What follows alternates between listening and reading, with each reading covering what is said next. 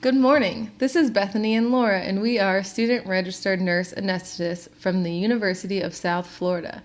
We are going to be discussing your case report involving an emergency bedside cesarean delivery as a result of fetal and maternal distress.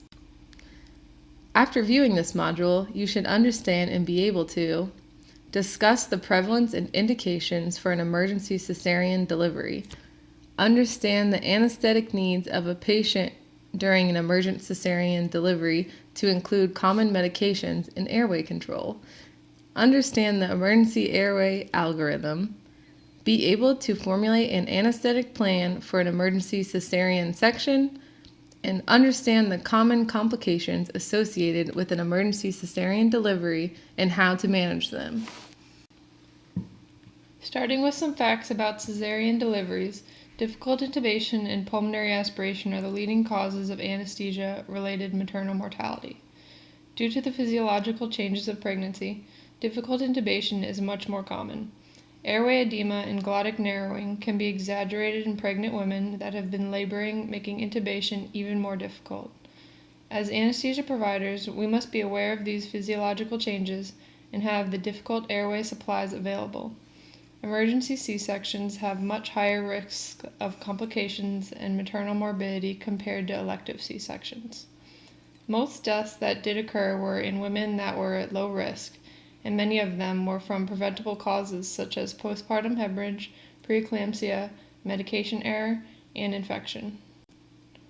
Some common indications you may see for why a woman might be taken for an emergency cesarean section are placenta previa, placenta accreta, uterine rupture, chorioamnionitis, severe preeclampsia, non-reassuring fetal status, umbilical cord prolapse, and deteriorating maternal condition. This is our case report published in 2012 by the Mayo Clinic Anesthesiology Department. Emergency bedside cesarean delivery, lessons learned in teamwork and patient safety.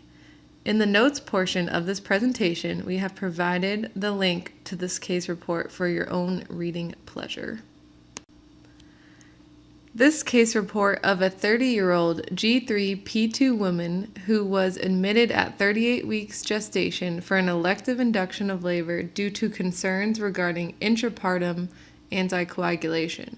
The current pregnancy was complicated by an episode of idiopathic lower extremity DVT at 10 weeks. An IVC filter was placed and therapeutic anticoagulation was initiated with subcutaneous unfractionated heparin for the duration of the pregnancy. Otherwise, medical history was unremarkable. The patient had her last injection of sub-Q heparin 12 hours before she arrived at the hospital, but the patient's PTT was still significantly elevated at 70 seconds at the time of admission. A normal range is 21 to 33 seconds. Since her clotting times were almost 3 times the normal time, neuraxial anesthetics were contraindicated due to risk of bleeding. They needed to find an alternative solution to control her pain. The decision was made to ripen the cervix with misoprostol and administer intermittent IV fentanyl for labor analgesia. The fetal heart rate pattern remained reassuring throughout this period of time. They waited and drew a repeat PTT 6 hours later, and this came back still elevated at 80. So it was decided to proceed with IV remifentanil PCA. A basal infusion rate of 0.04 mics per kilogram per minute, which for her rate was about 2 mics per minute, with a bolus dose of 0.8 mics per kilogram, around 40 mics, every 5 minutes was ordered, based on her ideal body weight of 50 kilograms. The mother was supine with left uterine displacement. Within seconds of administering the first PCA dose, the patient stated that she could not open her eyes and rapidly became rigid and apneic. Her pulse ox decreased to 80%, pulse declined from 97 to 57 beats per minute, and her blood pressure fell from 126/74 to 92/57. Anesthesia personnel immediately performed jaw thrust maneuver to open the patient's airway and initiated bag mask ventilation with 100% oxygen at 15 liters per minute using a flow inflating resuscitation bag. Simultaneously to these events, the hospital code team was summoned by nursing personnel. The remifentanil infusion was immediately discontinued, and an IV bolus of normal saline, 500 ml, was administered. Two-handed bag mask ventilation was difficult due to maternal rigidity, but the patient's SpO2 improved to be greater than 90% within 3 minutes. During these resuscitative efforts, fetal bradycardia occurred. Then the mother lost her pulse, and fetal cardiac activity was simultaneously lost, but before CPR, the maternal pulse returned. However, a fetal scalp electrode did not detect the fetal heart rate, so they decided to proceed with an emergent bedside cesarean delivery, given the ongoing difficulty with two-handed bag mask ventilation, non-reassuring fetal status, and concern for further delay if the patient was transported to an operating room. Etomidate 20 milligrams and succinylcholine 120 milligrams were given for intubation.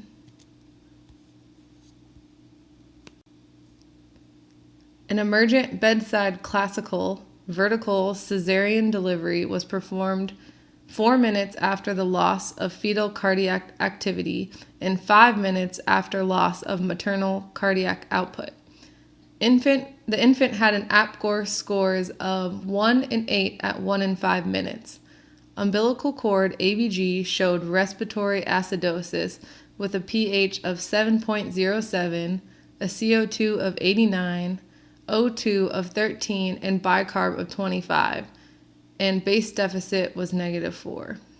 Following delivery, the patient's blood pressure was 136/74, her heart rate was 135 beats per minute, and her oxygen saturation was 98%. According to Chestnut, the highest relative risk for neonatal death was observed in infants with an APGAR score of 3 or less at 5 minutes. The 5-minute APGAR score was a better predictor for neonatal death than arterial blood pH. We must keep in mind that APGAR scores can be low for a variety of reasons that are not related to perinatal asphyxia, such as preterm delivery, congenital abnormalities, neuromuscular diseases, and antenatal drug exposure, and manipulation at delivery. Also, the use of general anesthesia is associated with lower APGAR scores. Initial maternal ABG results 6 minutes after delivery of the infant were pH of 7.17, CO2 of 57, oxygen of 192, bicarb of 21, and a base deficit of -7. After the baby was out, Versed 4 mg, ketamine 20 mg, fentanyl 150 mics, and propofol 40 mg were given. The hysterotomy, or uterine incision, and abdominal wall were temporarily closed in the labor room, and the patient was transferred to the operating room where the abdominal cavity was inspected. Maternal vital signs remained stable for the remainder of the operation. In the OR, sevoflurane and oxygen were administered, as were IV oxymorphone 1.4 mg, meropenem 500 mg, and zofran 4 mg. After extensive irrigation, the hysterotomy and abdominal incision were closed using a standard technique. Following closure of the skin incision, the patient was considered sufficiently stable for extubation and was taken to the PACU. The patient had no explicit recall of the intraoperative surgical events, and she had complete neurological recovery with no deficit. In an investigation of the event after the mother and baby were stabilized, the compounded remifentanil solution was found to have a concentration 10-fold higher than was labeled on the medication syringe. As a result, the patient had received an IV bolus dose of remifentanil of 400 mics rather than 40 mics that was ordered. In retrospect, our patient likely had extreme bradycardia with respiratory arrest and rigidity of her chest wall due to remifentanil toxicity. Did they follow the correct steps? Yes! difficult bag mask ventilation with associated hypoxemia, profound maternal bradycardia, and loss of fetal cardiac activity precluded transport to an operating room, and most important step was to get the baby out without delay. CPR is generally less effective in the third trimester because of aortocaval compression. Emptying the gravid uterus may ensure better survival of the infant and also allow for more successful maternal resuscitation, particularly if the reason for the cardiac arrest is reversible. Published reports support the long-standing recommendation to initiate a perimortem cesarean delivery within 4 minutes of maternal cardiopulmonary arrest, with delivery of the infant within 5 minutes. This potentially allows for maternal cerebral oxygenation to be reestablished to prevent or reduce maternal neurologic damage. In this case, cesarean delivery was started within 4 minutes of the loss of the fetal heart rate tracing, and less than 1 minute elapsed before delivery. Some common differentials they may have had were a PE. Since the mother had a history of DVT, she had increased likelihood of a life-threatening embolic etiology event. Pregnancy is considered a hypercoagulable state, and thrombotic PEs occur in pregnant women 5 times more often than non-pregnant individuals. Narcan. Since it was not clear at the time that this was due to a remifentanil overdose, waiting and administering Narcan may have complicated maternal management and could have harmed the fetus by delaying delivery and resuscitation. The patient's cardiopulmonary status rapidly improved following delivery, suggesting a reversible transient etiology rather than an embolic event. Remifentanil overdose also explains the intense chest rigidity that complicated the mass ventilation during the resuscitation efforts. Remember, remifentanil has an ultra-short half-life of 3 minutes due to metabolism by non-specific blood and tissue esterases. Some factors that led to successful resuscitation: time and teamwork. Decisions were made and agreed upon rapidly. In this case, they had an emergency paging system that was activated to immediately summon 3 obstetricians, 2 labor OR nurses, 3 anesthesia providers, and 1 pediatric nurse and physician. In addition, a hospital-wide code team pager was activated to include a respiratory therapist, pharmacist, and ICU nurses for extra help. All equipment necessary for an emergency bedside delivery and anesthesia included in a pre-made cesarean equipment pack were located close to the laboring room, only 30 meters away. Medications they used for induction: Atominate 20 milligrams and Sux 120 milligrams. Atominate 0.3 milligrams per kilogram is a great choice as a substitute for propofol during induction in a hemodynamically unstable parturient. It may cause nausea and vomiting, impaired glucocorticoid stress response, or activation of seizures in patients with epileptogenic foci. They could have also used 1 to 1.5 milligrams of ketamine as an alternative for induction with unstable hemodynamics. Succinylcholine, 1 to 1.5 milligrams per kilogram, is the only neuromuscular blocker they should have used, since this is emergency intubation under RSI. Paralysis is achieved within 30 to 40 seconds. Sux is highly ionized and water-soluble, and only small amounts cross the placenta at high doses greater than 300 milligrams. Administration of a defasciculating dose is not recommended because it will slow the onset time of the succinylcholine, which is not ideal in an emergency situation such as this one. Decreased pseudocholinesterase is usually offset by increased volume of distribution, and the duration of action is not really prolonged.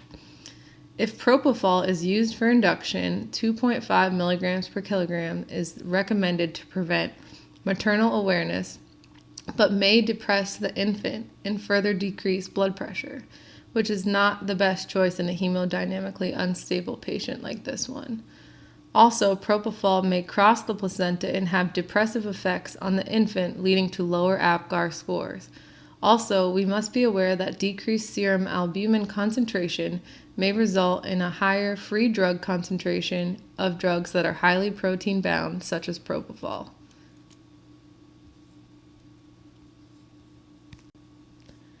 Some things to keep in mind for induction in a parturient.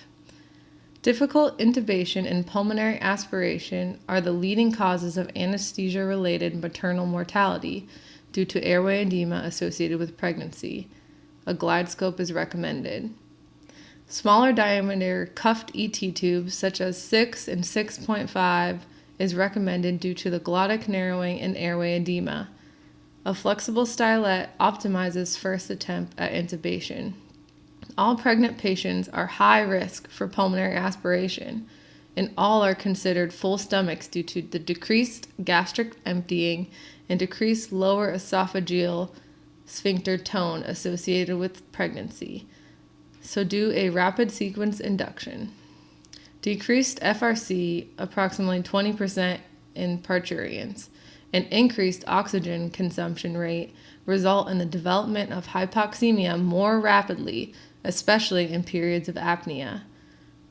They have only 3 minutes of reserve versus the 9 minutes in the non-parturient with pre-oxygenation. Also recommended to ramp the patient to prevent further reduction in the FRC. The incidence of difficult intubation in obstetric patients is 1.3 to 16.3%, and failed intubation is approximately 1 in 250 to 300 parturients. This is at least 10 times more than the general population. So we found a difficult airway algorithm for failed intubations in the obstetric emergency population. We have the link provided in the notes. Basically, starting at the top, after following an unanticipated failed intubation, you should continue to mass ventilate the patient with cricoid pressure and evaluate maternal and fetal vital signs for urgency and call for help.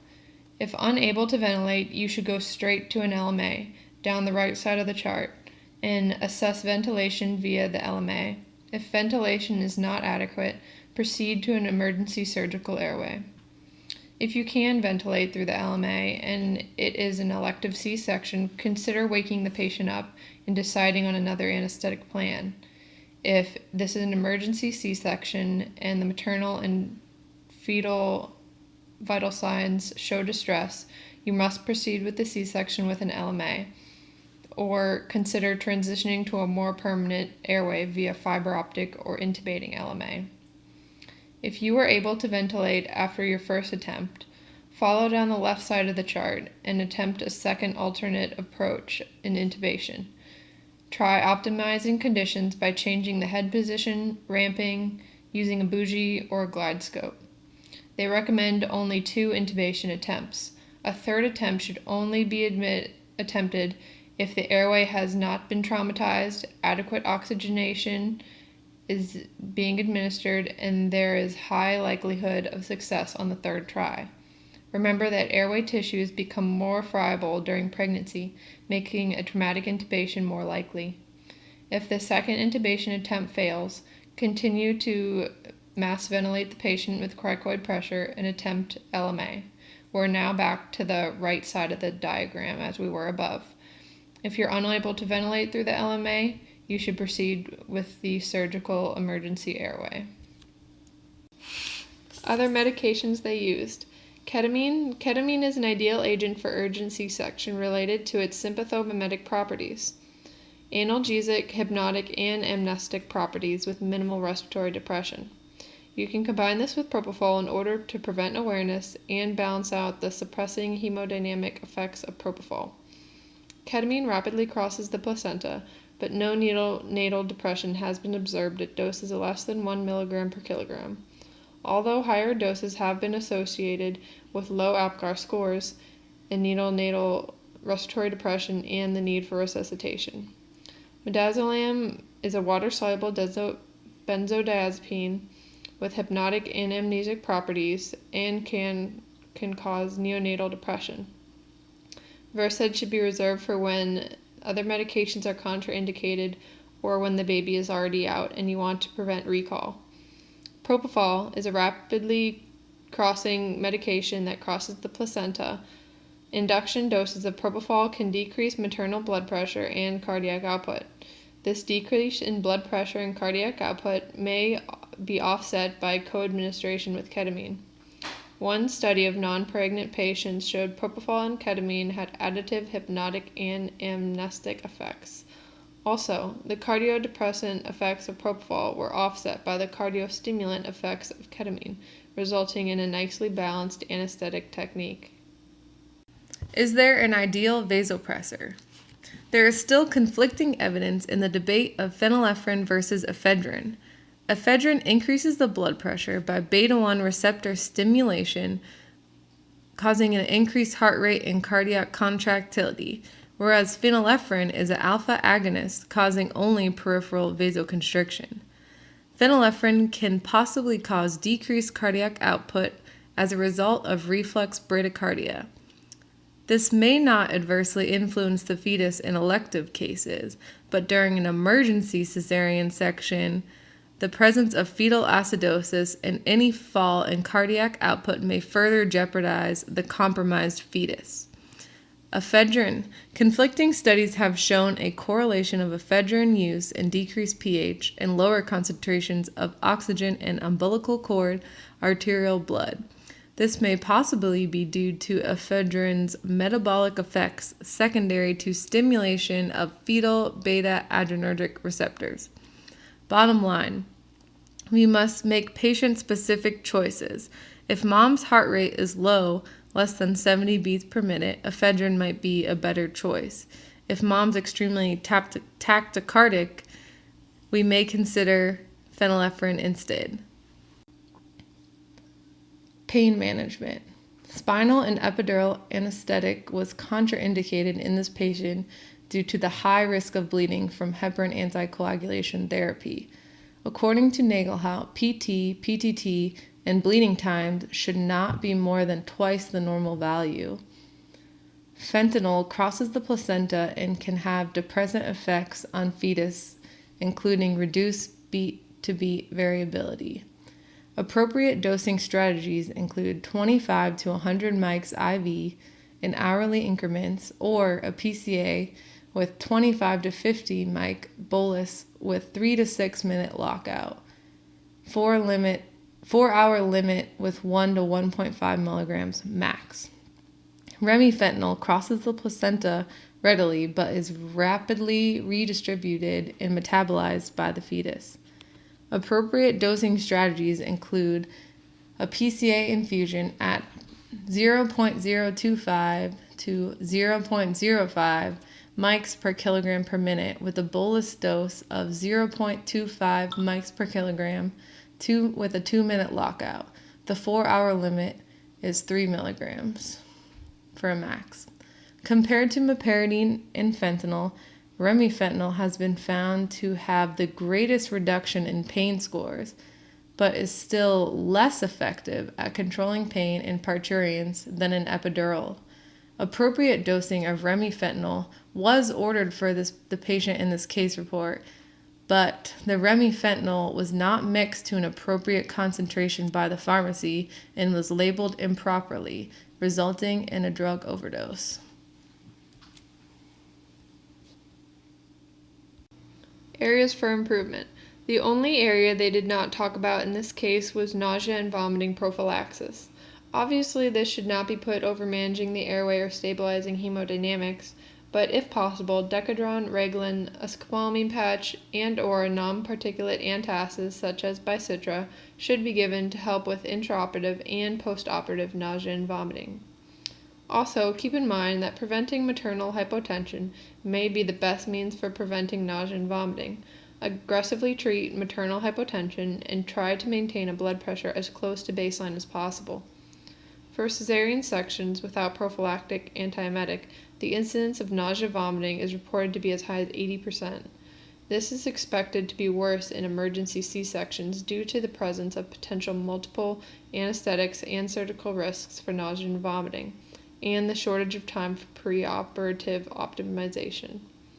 In a study, they concluded that the administration of 10 milligrams of Reglan remarkably reduced the incidence and severity of intraoperative and early postoperative nausea and vomiting in emergency C-section patients. Here are some urgent C-section pearls and tips to keep in mind for when you are working in OB. Always know where your emergency drugs are located. A laboring patient may become a crash C-section at any time. Have a smaller 6 or 6.5 ETU tube available along with LMA size 3 and 4. Time is of the essence, so use whatever device you feel more comfortable with and can get the ET tube in the fastest with. If this may mean going straight to a glide scope, or if not, use a short handle laryngoscope, not a normal one. And always know where your difficult airway cart is. Due to higher oxygen demands and decreased FRC, you may have less than 3 minutes to intubate versus the normal 9 with preoxygenation in a non-pregnant individual. Consider positioning in left lateral for induction and ramping. This will also prevent further reduction in FRC. Always have suction available. All OB patients are considered full stomachs. This means giving them GI prophylaxis and RSI. As soon as the baby is out, decrease your MAC. Volatile anesthetics reduce the effect of oxytocin on uterine contractions. This results in uterine atony, causing increased blood loss.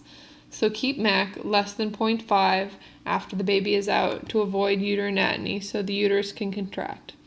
Give Versed after cord is clamped if you are worried about potential recall. Initiate transfusion when hemoglobin is less than 6 or rapid blood loss is suspected. This concludes our presentation. I hope you enjoyed it, and we'll see you in class.